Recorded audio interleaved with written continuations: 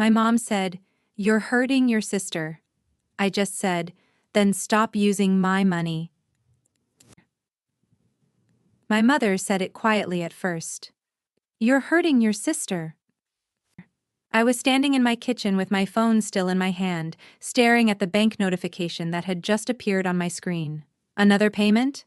Another transfer. Another amount of money leaving my account without me ever agreeing to it. I looked at my mother across the room. She didn't look angry, she looked disappointed. That expression had always worked on me. When I was a child, disappointment meant I had done something wrong. When I was a teenager, it meant I wasn't trying hard enough. And as an adult, somehow, it still made me question myself. But this time was different. I looked down at the notification again, then I looked back at her. "Then stop using my money." My mother went completely silent. For several seconds, neither of us moved. My sister Emily was sitting on the couch behind her. She had been crying. My father was standing near the window, staring outside as if the view suddenly required his full attention. Nobody answered me. And that silence told me more than any explanation could have, because for the first time in my life, I wasn't looking at a family problem that needed my help. I was looking at a family problem that had been financed by me, and I was finally asking the question nobody wanted me to ask. Where exactly had my money been going? My name is Claire Morgan. I'm 38 years old, and until that afternoon, I believed I had a pretty ordinary relationship with my family. Not perfect, not especially close, but normal. My parents, Linda and Robert, had always favored my younger sister, Emily. I noticed it when we were children. Everyone noticed it. But nobody talked about it. Emily was the sensitive one. Emily needed more encouragement. Emily had more potential. Emily was going through something, and whenever Emily needed something, somehow everyone else was expected to understand. I was different. I was the responsible one. That was the word my mother always used. Responsible, reliable, independent. She said those things as compliments, but over time I realized they were also excuses. Because once everyone decided you were the responsible child, they stopped asking whether you were tired. They simply assumed you could handle more. When Emily needed help with school, I helped. When she needed a ride, I drove her. When she missed a payment, Dad covered it. And when Dad couldn't cover it, Mom called me. At first, the amounts were small. $50, $100, $200. Just until payday. Just this once. Your sister is embarrassed to ask. I never thought much about it. I had a good job. I worked in project management for a technology company. My husband, Daniel, and I had bought a small house a few years earlier. We weren't rich, but we were comfortable. We paid our bills, we saved, we planned. And because I knew what it was like to struggle, I didn't mind helping my family when I genuinely believed they needed it. The problem was that I never realized helping had become an expectation. It happened slowly. So slowly that I didn't notice. Until one day, I did. It started with a family dinner. My mother had invited everyone over on a Saturday evening. Emily arrived late. She walked into the house wearing an expensive-looking coat I had never seen before. My mother immediately hugged her. "There she is." Emily smiled. "Sorry I'm late." "Don't apologize," Mom said. "You've had such a difficult week." I looked at Emily. "Difficult week?" She nodded. "Work stuff." She had recently left her job. At least, that was what I thought. She told everyone she was taking some time to figure things out. I didn't judge her. People lose jobs, people change careers, people struggle. There was nothing shameful about it. Dinner continued. Mom talked about Emily for most of the evening, how brave she was, how she was trying to rebuild her life, how she deserved a fresh start. Then my mother looked at me. "You understand, don't you, Claire?" I smiled. "Of course." "You've always been the practical one." There it was again, the responsible one, the practical one, the one who could supposedly handle anything. Emily looked down at her plate. I noticed it. She didn't seem comfortable, but I didn't understand why. Not yet. After dinner, I helped my mother clean the kitchen. While I was drying a plate, she said something that seemed completely ordinary. Can you send me the usual amount tomorrow? I stopped drying the plate. The usual amount? She looked at me as if I had asked a strange question. For the household expenses. I nodded. Sure. I didn't think about it again. Until the next morning, I woke up early, Daniel was still asleep. I made coffee and opened my banking app. The monthly transfer was scheduled, $1,200. I stared at it. I knew I had been sending money to my parents for a while, but suddenly I couldn't remember when it had started. I went through my records. January, $1,200, February, $1,200, March, $1,200, April, $1,200. Month after month, then I looked further back. The amount had started smaller, $300, then $500, then $750, then $1,000, and eventually $1,200. I felt something tighten in my chest. I opened my messages. My mother had given me different reasons over the months: property taxes, medical expenses, insurance, home repairs, groceries. I believed her. Why wouldn't I? She was my mother. Then I noticed something. The payments had increased around the same time Emily had left her job. I sat there staring at the screen. I didn't want to jump to conclusions, so I called my father. He answered after several rings. Hey, Dad. Morning. Can I ask you something? What? Sure. Are you and Mom having financial problems? There was a pause. A little. How serious? Another pause. Not serious. I looked at the banking app. Then why have I been sending you $1,200 every month? He sighed. Your mother thought it would help. Help with what? Household things. Which household things? He didn't answer. Dad? I have to go. The call ended. I stared at the phone. That was the moment I knew something was wrong. Not necessarily something terrible, but something they didn't want me to know. I decided not to confront anyone immediately. Instead, I started checking everything. And what I found changed the way I saw my family. I opened my bank statements. I downloaded 12 months, then 24. I created a spreadsheet. Date, amount, recipient, reason given, actual destination. I started comparing everything. Some payments were exactly what Mom had described, but others weren't. There were transfers from my mother to an account I didn't recognize. Then I noticed the name, Emily Morgan, my sister. I stared at it. The first transfer was $600, the next was $800, then $1,000, then $1,500. I went back further, there were more. I added everything together. The total made my stomach drop. Over the previous 18 months, thousands of dollars had moved from accounts I was supporting into accounts connected to Emily. I sat back in my chair. I wasn't angry at Emily yet. I was confused. Maybe she had medical expenses. Maybe she had debts. Maybe there was something serious happening. So I called her. She answered quickly. Hey, Claire. Hey. What's up? I hesitated. How are things financially? She laughed nervously. Why? Just asking. I'm okay. Are you sure? Yeah. I looked at the spreadsheet. Mom is helping you? Silence. That silence was enough. Emily? I don't know what Mom told you. I haven't talked to Mom about it. Another silence. Then Emily said, I didn't ask her to tell you anything. I didn't say you did. Claire, I'm dealing with some things. I understand.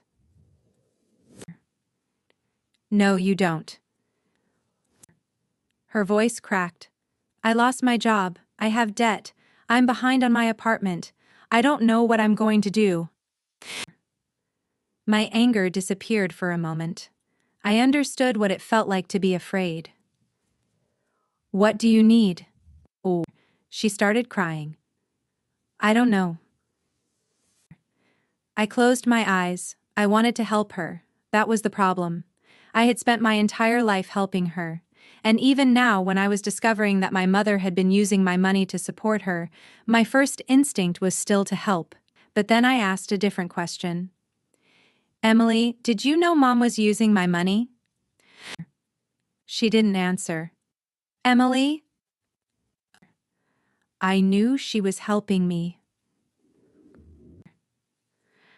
That wasn't my question.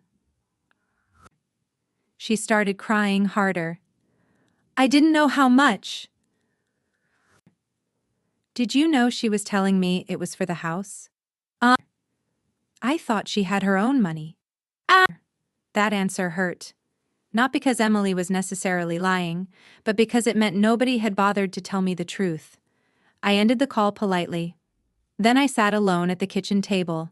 Daniel walked in a few minutes later. He looked at me. What happened? I handed him my phone. He read the messages. Then he looked at me. How long has this been happening? I don't know. How much have you given them? I don't know. He pulled out a chair. Then let's find out. We spent the next 3 hours going through the records. By midnight, we had a number. $27,400. $27,400. That was how much money I had transferred to my parents over the previous 2 years. Some of it had genuinely gone toward family expenses, but a significant portion had eventually reached Emily. I stared at the number.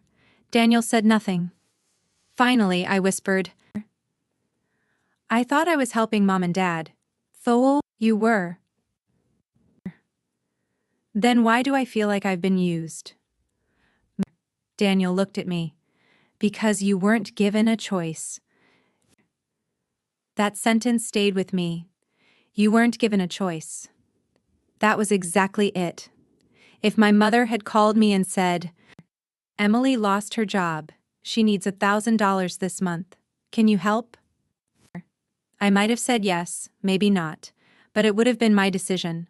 Instead, Mom had told me one thing while doing another. The next morning, I canceled the monthly transfer. I didn't tell anyone, I simply stopped it.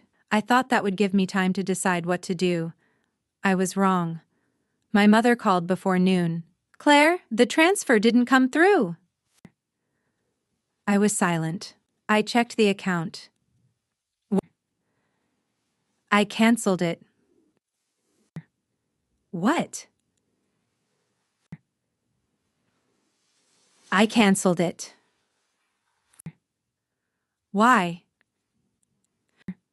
Because I don't want to send money anymore. Her voice immediately changed.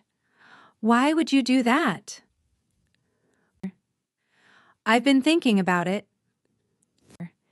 You know your father and I need that money. I know.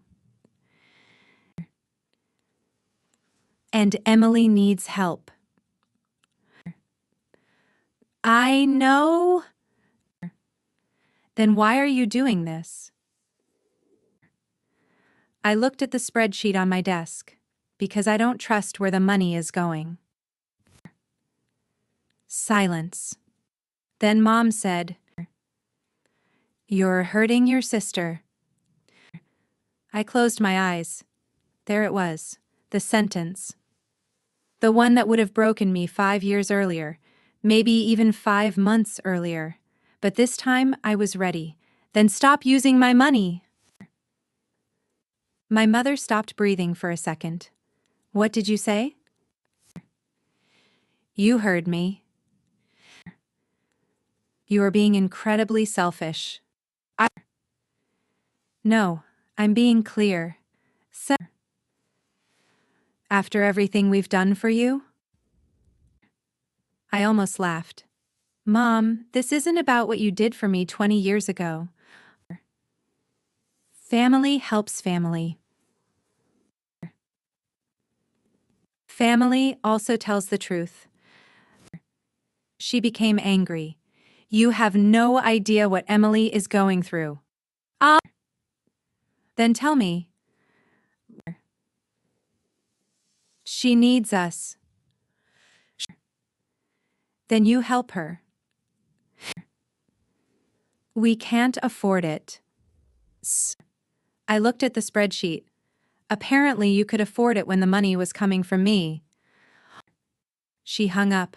That was the first time my mother had ever ended a call on me. I thought she would cool down. Instead, she called my father. Then my father called me. Your mother is upset. I know. You need to understand her. I do. Emily is struggling. I know. She needs family. I agree. Then why won't you help? I took a breath. Because helping isn't the same as being lied to. He didn't respond. I would have helped Emily if Mom had asked me. I know. No, Dad, you don't. I could hear him breathing. I would have helped her. Then what changed? The truth. That was all I said. The next evening, Emily came to my house. She stood on the porch for almost a minute before knocking. When I opened the door, she looked exhausted. Can I come in? Of course. She walked inside. Daniel was in the living room. He nodded politely and gave us space. Emily sat down. I'm sorry. I sat across from her. For what? For everything. I didn't answer. She looked at her hands. Mom told me you stopped helping. I stopped sending money to Mom and Dad. I know. She told you? She called me crying. I looked at her. Did she tell you why? She said you thought we were taking advantage of you. We were. Emily looked down. I never wanted that. Did you know? She swallowed. I knew Mom was helping me. With my money? I didn't know it was your money. Did you ask? No. Why not? She started crying. Because I was ashamed. That answer changed something. I didn't suddenly forgive everyone, but I understood Emily differently. She wasn't sitting in front of me like someone who had planned a scheme. She looked like someone who had been drowning and had accepted whatever hand was reaching toward her. But that didn't mean I had to keep paying. I said something I had never said to her before. Emily, I love you. She looked up. But I cannot be responsible for your life. She nodded. I know. You need a plan. I know. And Mom can't keep using my money to make your problems disappear. She wiped her eyes. I know. Then she said, I've been afraid to tell you something. What? I haven't been unemployed for 6 months. I waited. I've been unemployed for almost a year. I stared at her. Why did Mom say it was only a few months? Emily shook her head. I don't know. That was when I realized the problem was bigger than money. My mother had built an entire system around keeping Emily from facing the consequences of her decisions, and I had been funding it for years. A week later, my parents invited us to dinner. I almost refused. Daniel asked what I wanted to do. I think I need to hear them out. So we went. My parents were sitting at the table. Emily was already there. Nobody touched the food. My mother spoke first. I think we've all been emotional. I said nothing. I don't want this family divided. We're not divided. You've stopped helping. I stopped funding a system I didn't agree to. My mother looked at Emily, then back at me. You're punishing your sister. I'm not punishing anyone. You're leaving her without support. No, I'm leaving her with responsibility. Emily looked down. Dad finally spoke. Claire has a point. Mom turned toward him. You stay out of this. Dad looked surprised. I've stayed out of it for years. The room became quiet. Then he said something I never expected. I should have stopped this earlier. Mom stared at him. Dad continued. Claire has helped us more than we ever told her. My mother looked away. And some of that money went directly to Emily. I know, I said. Dad looked at me. I knew. I felt my chest tighten. You knew? He nodded. Not every payment, but enough. Why didn't you tell me? He looked ashamed. Because your mother said it would cause problems. I laughed softly. Of course. My father looked at me. I'm sorry. It was the first time anyone in my family had actually apologized. Not explained, not justified, not blamed, apologized. But I wasn't ready to pretend everything was fixed. I looked at my mother. I'm not angry because Emily needed help. She stared at me. I'm angry because you decided I had no right to know. My mother finally spoke. I thought if you knew, you'd say no. I nodded slowly. Exactly. She didn't understand why that answer mattered, but I did. She knew I might say no, and instead of respecting that possibility, she removed my choice. That's what hurt. Not the money, the deception. For years I had believed that being the responsible daughter was something to be proud of. Now I realized responsibility without boundaries becomes exploitation, and love without honesty becomes control. I didn't stop loving my family that night, but I stopped letting love make decisions for me. Over the next few months, things changed. My mother stopped asking me for money. At first, she barely spoke to me. Then the messages started again, small ones. Hope you're doing well. Housework. Tell Daniel hello. Nothing about money, nothing about Emily. I responded politely, but I didn't rush back into the old relationship. Emily found part-time work, then she found a full-time job. It wasn't glamorous, it wasn't what she had imagined for herself, but she was proud of it. One afternoon she called me. I got my first paycheck. I smiled. Congratulations. She laughed. I know it's silly. It's not. I'm paying my own rent again. I'm proud of you. There was a pause. Then she said, "Thank you for not rescuing me." I didn't know what to say. She continued, "I hated needing everyone." You don't need to hate needing help. I know. But you do need to know who you're asking. She laughed. Fair. For the first time, our relationship felt like two adult sisters, not one responsible sister and one person constantly being rescued. That mattered to me. My parents changed too, not immediately, but slowly. My father started calling me just to talk. My mother became more cautious. One day she came over.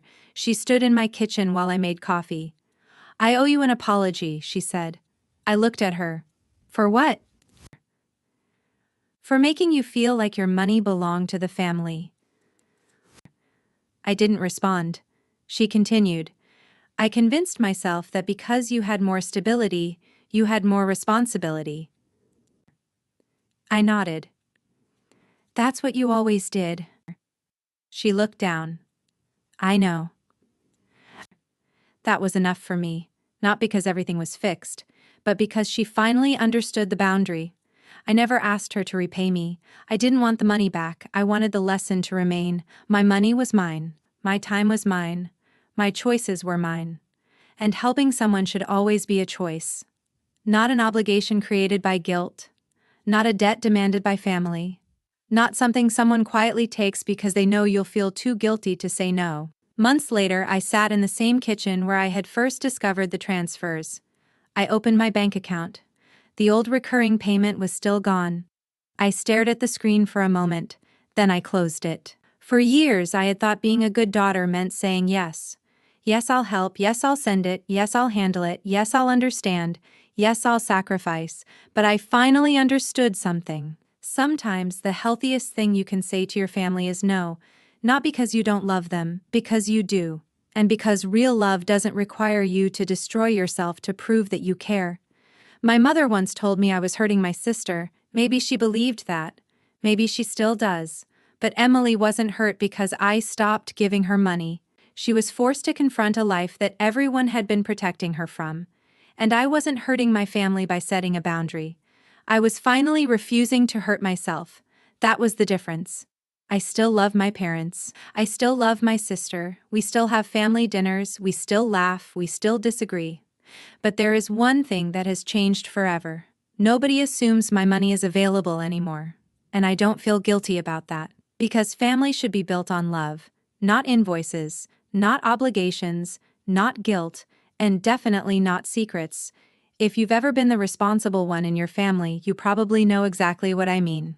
Sometimes everyone praises you for being strong because it means they don't have to notice when you're exhausted. Sometimes they call you selfish the moment you stop giving. And sometimes the hardest boundary you'll ever set is with the people you love most. But setting a boundary doesn't mean you stopped caring. It means you finally started caring about yourself, too. And that's not selfish.